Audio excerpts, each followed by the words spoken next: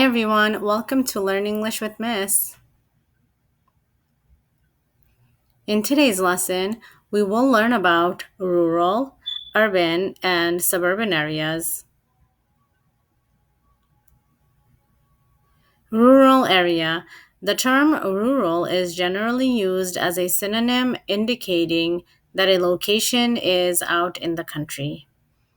Rural locations are not densely populated, they are outside of cities, further away than suburbs. In rural settings, there are typically large areas of undeveloped land.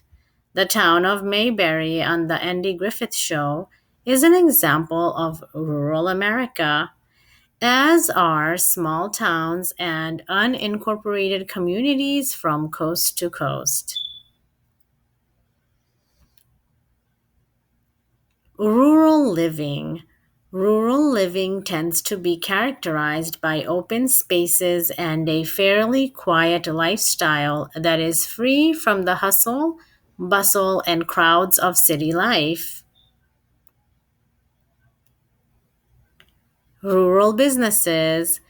In rural areas, you aren't likely to find office buildings or shopping malls.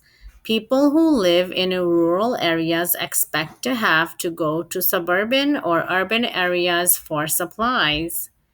People who own large amounts of land often operate farms or other agriculture related businesses on their rural property. Large manufacturing enterprises often locate plants in rural areas due to the availability of affordable land and a local labor pool seeking employment. Rural locations tend to have some retail stores, including locally owned stores or restaurants, as well as chains that cater to small markets such as Dollar General. Rural areas often have some locally owned and operated service businesses, such as independent banks, hair salons, car repair services, or accounting services. Urban areas. The word urban is used to refer to cities.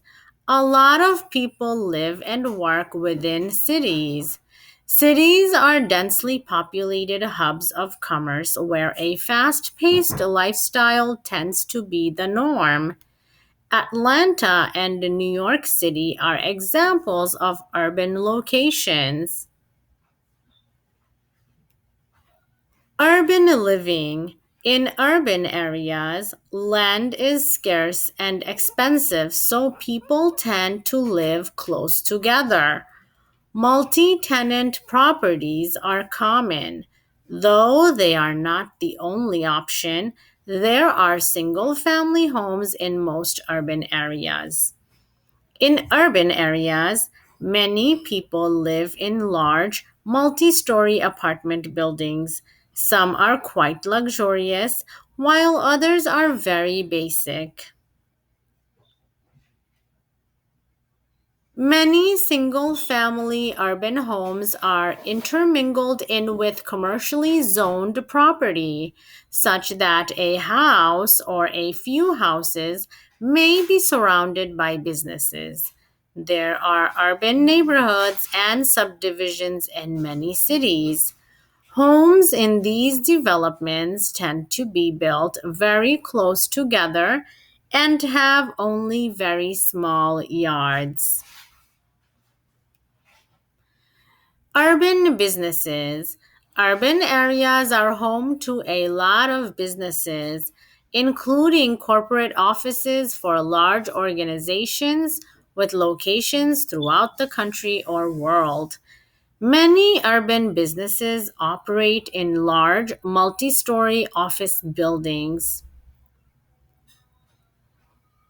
Corporate headquarters may occupy multiple buildings on their own, while other office buildings are home to multiple tenants. Shopping malls are common in urban areas. It's also common to see stores and restaurants on the first few floors of office buildings. Suburban location. Suburban areas are locations that build up around the outside of cities. They tend to be less densely populated than the cities they surround, though some grow so much that they become cities in their own right. For example, Gainesville, Georgia is a suburb of Atlanta. In New York, Westchester County is a suburb of New York City. Suburban living.